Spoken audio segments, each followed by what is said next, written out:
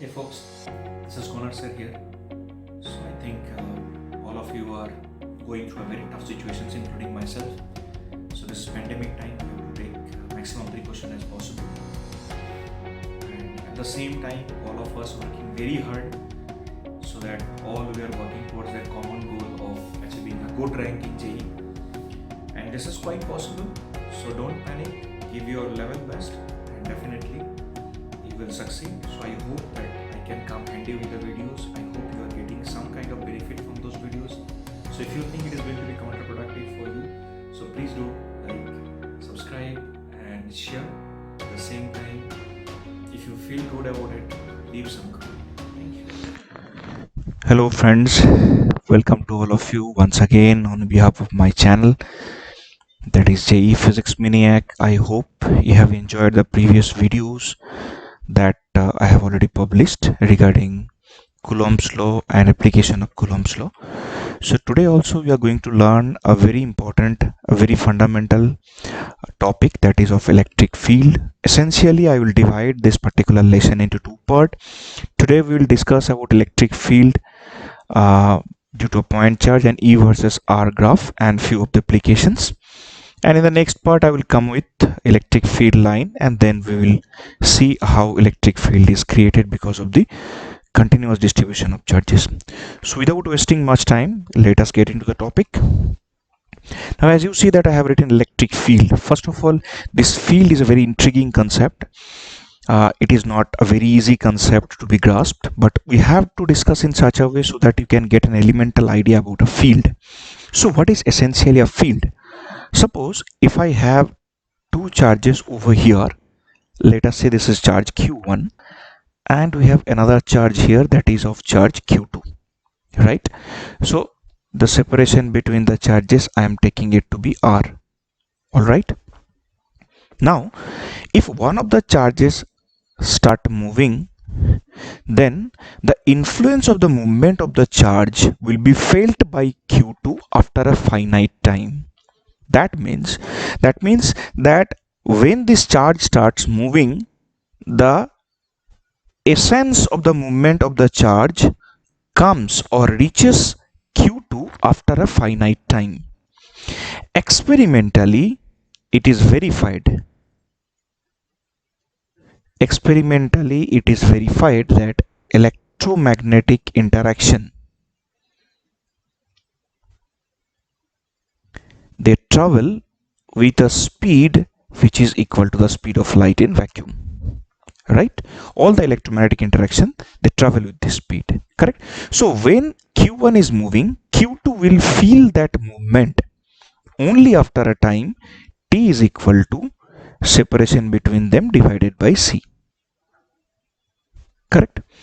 So the influence of the movement of Q1 is reaching to Q2 after a time T equal to R by C. So now we will narrate the field like that if you put a charge here, that is capital Q, it will generate a region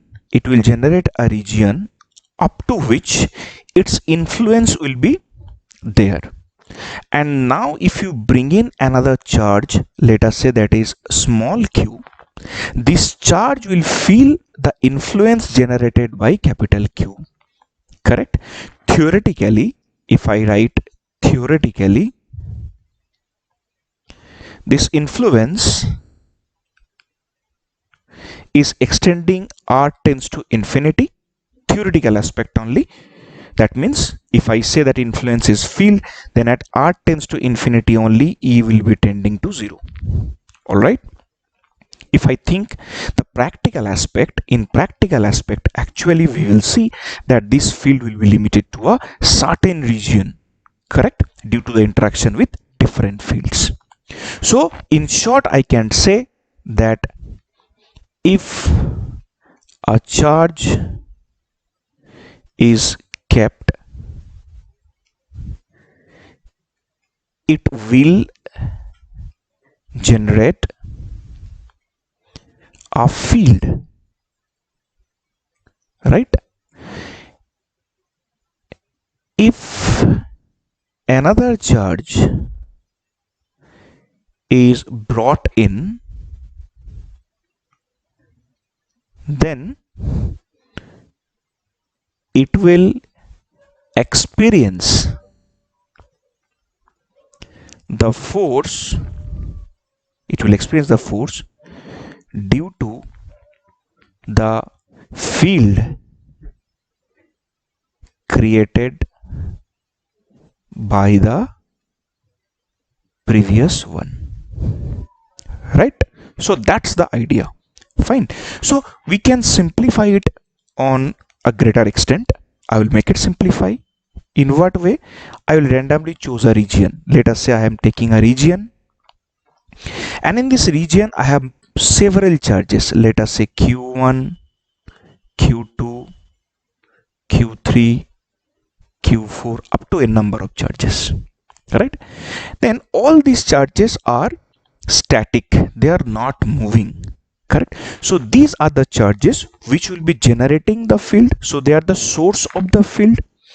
So basically these charges are referred as source charges, so we will call them source charge. Now from outside, if a charge small q is brought into the system, then definitely it will feel force. So I will write this as qt. So I am going to test how much force is acting on this small q due to the charges present inside the region. So this is referred as test charge.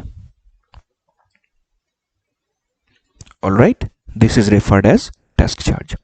So now here I have to apply one thing that we have studied long back in Newtonian mechanics, that is principle of superposition.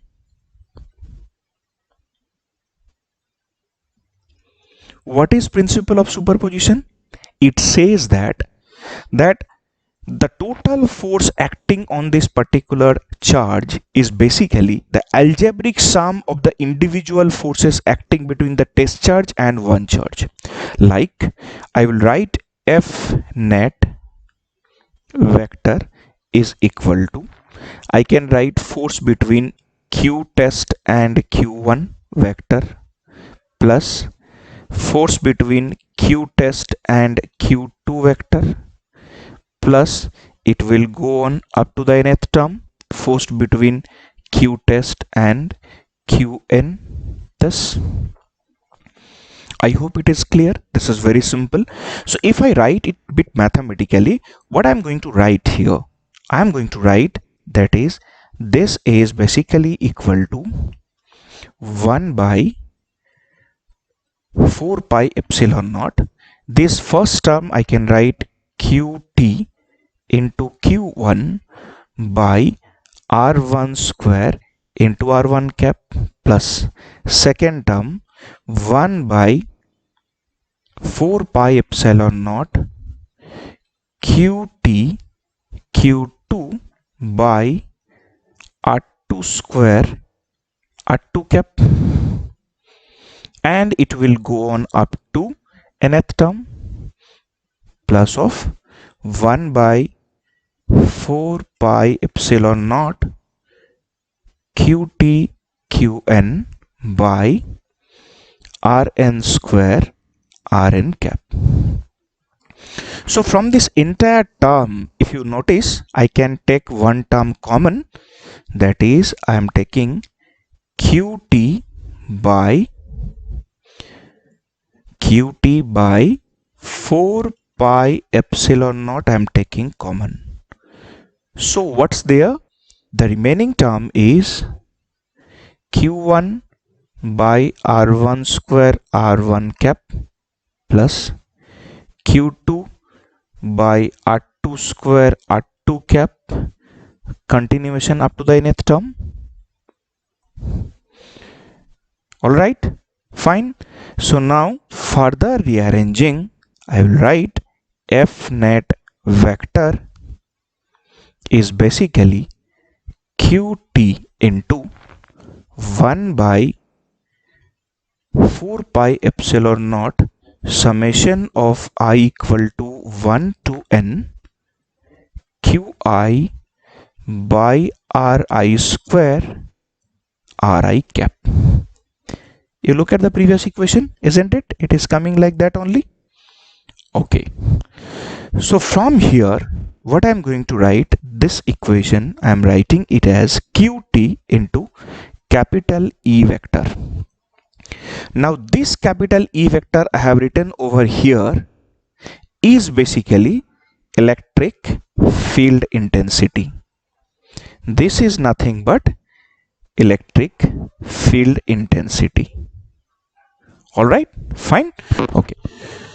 So now from these two terms, if I draw a direct relevance, I can write E vector is basically coming to be, either we can write F net vector by Q test, or we can write this is simply 1 by 4 pi epsilon naught summation of I equal to 1 to n Qi by Ri square into Ri cap. It is a very important observation. So this is what we are getting mathematically, that is the electric field intensity, and this is the electric field intensity that we are getting for an assembly of charges. For an assembly of charges. What happens if we have only one charge? So for an isolated point charge, we can write E vector is equal to simply 1 by 4 pi epsilon naught Q by R square into R cap. So plus R cap is indicating that the field is radially outward, hence the charge is positive here. We will discuss that aspect later. So I hope it is clear to everyone. Okay, I will just have a quick recap to what I have said. I have taken a region where we have multiple point charges. A test charge from outside is brought into the system, and we calculated the net force acting on this test charge due to all the charges present in the system. We went a little bit mathematical way, and there we found out that the net force can be expressed like this, which can be expressed as Qt into E vector, and after the calculation we got that the electric field can be written as this way. Alright, this is for an assembly of charges, and hence for an isolated point charge it is written as this. Okay, so that's clear to everyone. So let us come back to the original topic. So we have had an elemental idea about the electric field. So once we had an idea about the elemental electric field, then we will move on to see what it is all about. We have also seen the quantitative value of it, so I'll just note it down here.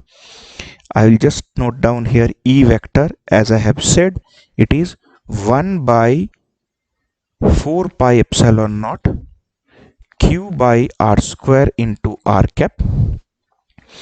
If it is plus R cap, I have to write that the field is basically radially outward. All right, the field is basically radially outward, and on the other hand, if I take E vector, if I write E vector is equal to 1 by 4 pi epsilon naught into Q by R square minus R cap. So here in this case, electric field is, what will I write? I will write this is radially inward. So once the field is radially outward, the charge here is positive. So radially outward field is basically generated by a positive charge, and radially inward field is generated by a negative charge. Correct? So these are the two informations that you have to remember. Here essentially we are talking about the electrostatic field. Remember, field can be classified into two aspects. We can have scalar field as well as vector field, but those are the discussions which are essentially in field theory and not in the periphery of JEE syllabus. Hence we will not discuss much about this. Okay, so here in this diagram you can clearly see that we have a positive charge, and because of the positive charge the field is radially outward. You can check the arrows are radially outward. Fine, I hope it is clear to everyone. If you go on to the next diagram, you see that we have a negative charge over here and the lines are coming towards it. So that's what the discussion is all about. Okay, so we had the values, these are the values. So this is for a positive charge, this value that we got, all right, and this is the value that we got, this is for a negative charge. So this is the electric field due to a negative charge. So one is plus r cap, that is radially outward. Radially outward in the sense we will call this as positive charge. If it is radially inward field, the charge is negative.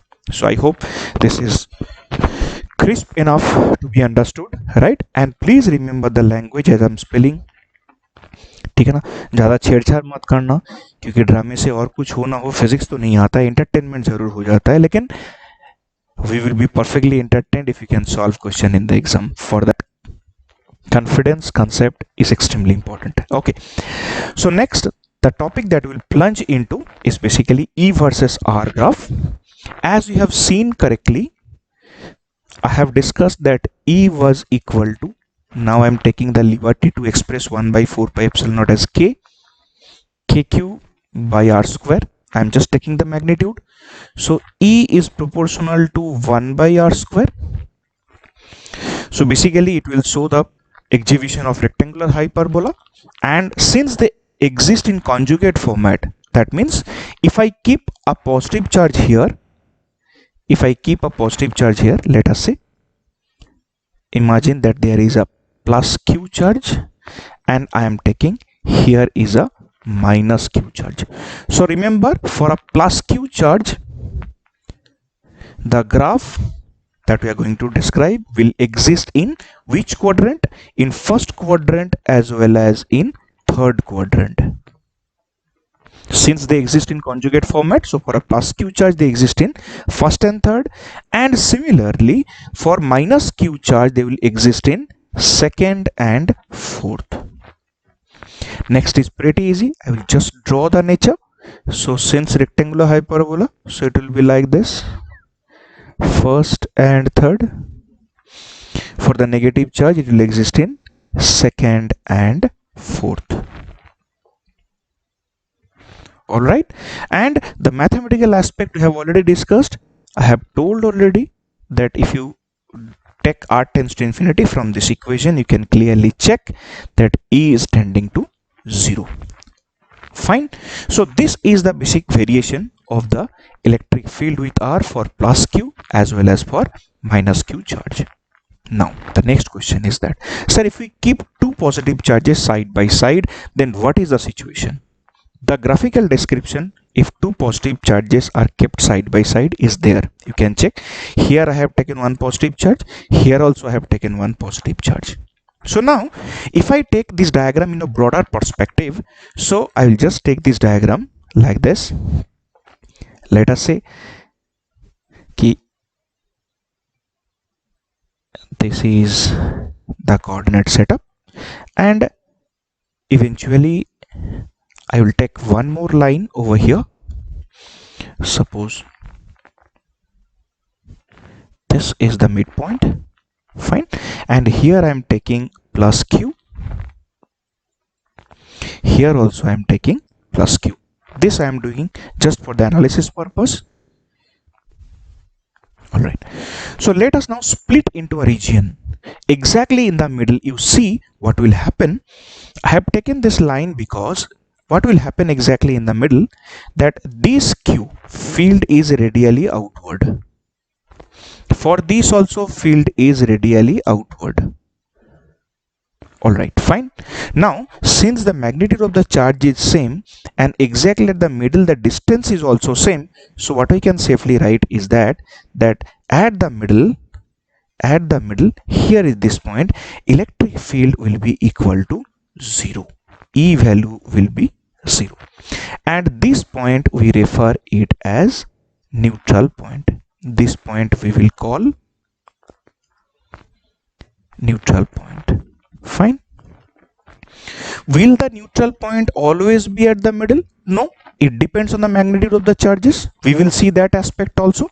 So let us see this situation first. So two charges of equal magnitude are kept exactly at the midpoint line joining them. Electric field will be 0 and that point is called neutral point.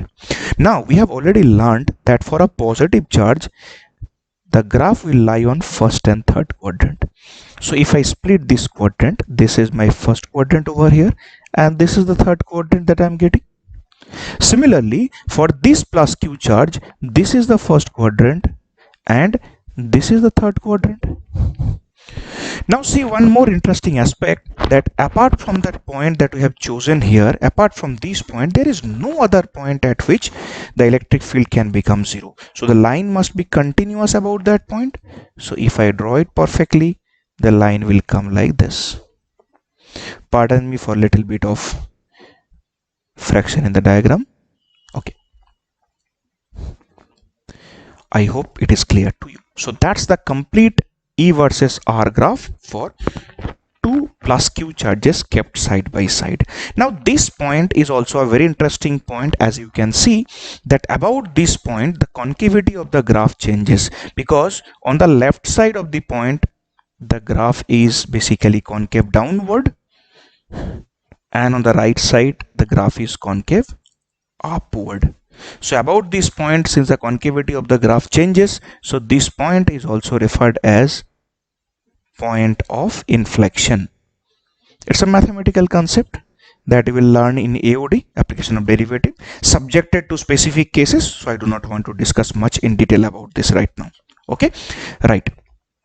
So this is about two point charges kept side by side and they are of equal magnitude. I told if they are of not equal magnitude, then what will happen? We will see. Let us check this right now.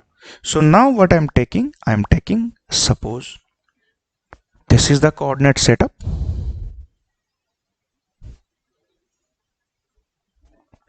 And I'm taking two charges. Let us say here we have one charge, that is I'm taking it to be, let us say q1, and here I'm taking a charge q2. It is given that both are positive and q1 is greater than q2.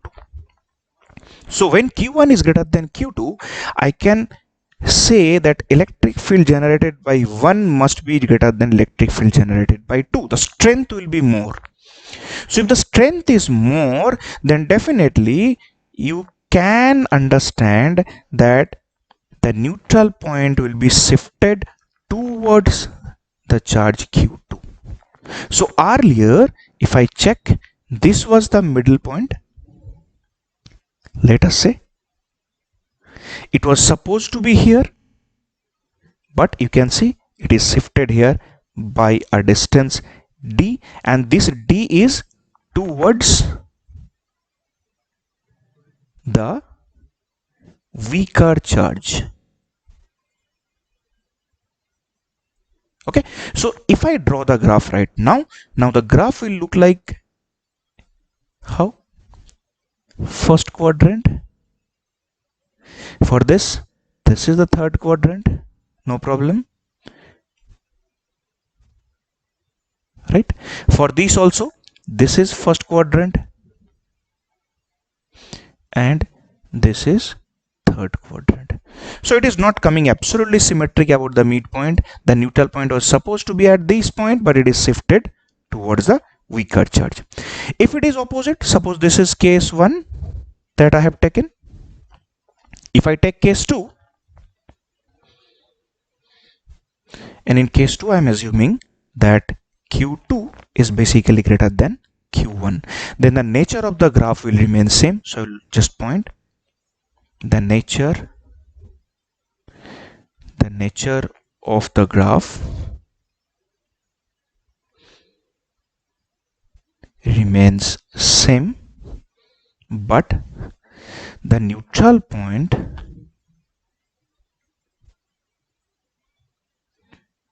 will be shifted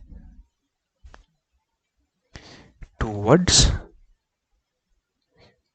Q1, because now Q1 is the weaker charge. Correct? So what the conclusion that we have drawn? When such cases arises, if there are two positive charges, then the neutral point will be closer to the weaker charge. So here a footnote I will just write. So as a note I will remember, what is the note? That in case of two positive charges, neutral point will be closer to weaker charge. That's all right. I hope it is loud and clear to you. Fine. Okay. So that's what the nature that we have discussed when 2 point charges are kept side by side and both are positive. All right. Let's move ahead. So in the next case, what we are seeing over here is that there are two negative charges which are kept side by side. Fine. So when two negative charges are kept side by side, then you can see that for a negative charge, you have already discussed that the graph will exist in second and fourth quadrant. So basically, whatever we got for two positive charges, we will get the mirror image. Exactly. So we are getting second and fourth. Here also exactly at the middle there will be neutral point and fourth quadrant is existing. Correct? So the graph is similar to what we have in case of two positive charges, but the quadrants are different.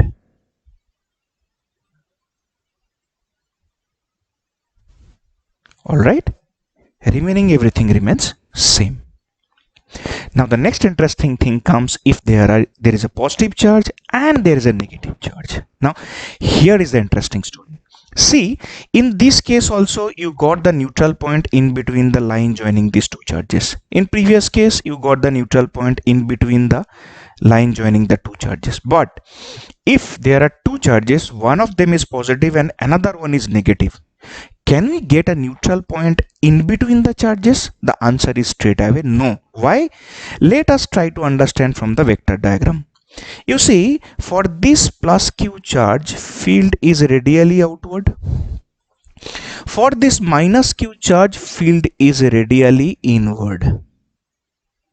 So if you check in between them, in this region, field due to both the charges are in same direction. So here in this region, E net will be equal to E due to the left charge plus E due to the right charge.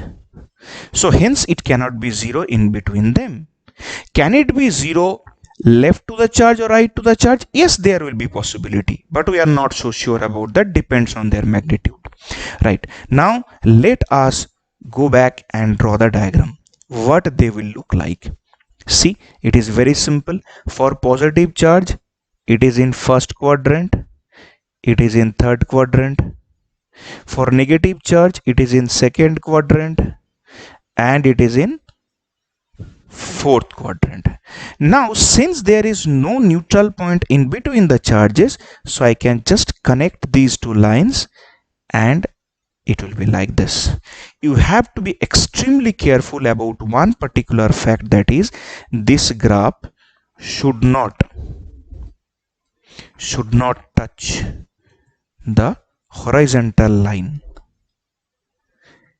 It should not touch the horizontal line, because if it touches, then it will show that that point electric field is equal to 0, because we are representing electric field in that direction and R in that direction. So any point chosen on this R line, electric field will be 0. Hence this graph, it should not touch the horizontal line. It's a very, very important point, and in bracket also I will write as E is not equal to 0 everywhere. Okay, fine, clear, good. Let's move to the next part. You see, now here I have taken two cases. Let us call them, this is case 1, and I am taking this as case 2. All right, so in case 1 I have taken two charges of opposite nature. One is plus and another is minus, but one is plus 4q, another is minus 4q. So here in this case, q left is equal to plus 4q and q right is equal to minus q. So if I talk bluntly about the magnitude, can I write q left mod is greater than q right mod?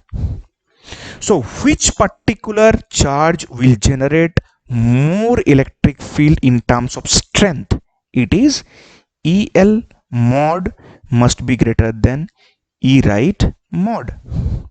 So that means this left charge is capable enough to overpower the right charge.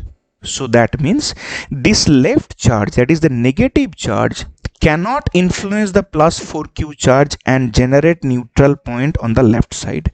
So hence, since this is greater in magnitude, so its electric field is greater, so it will overpower this minus q and it will generate a neutral point here. As you can see, here is the neutral point. So as I have always suggested, I have always given you a trick that neutral point is always closer to the weaker charge. So here, what is the weaker charge? This is this q, negative charge is the weaker charge. So it is closer to minus q, and it is further to this charge which is having magnitude greater than the other one. Let us come to case 2. What happens in this case 2?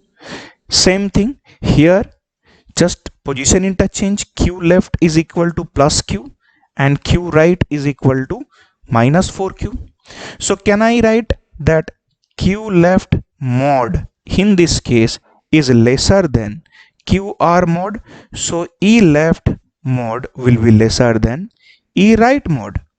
So here in this case, the neutral point will lie closer to this charge, right? So if it is closer to this charge, then definitely it should be further from this charge. So the common concept that we have learned just now,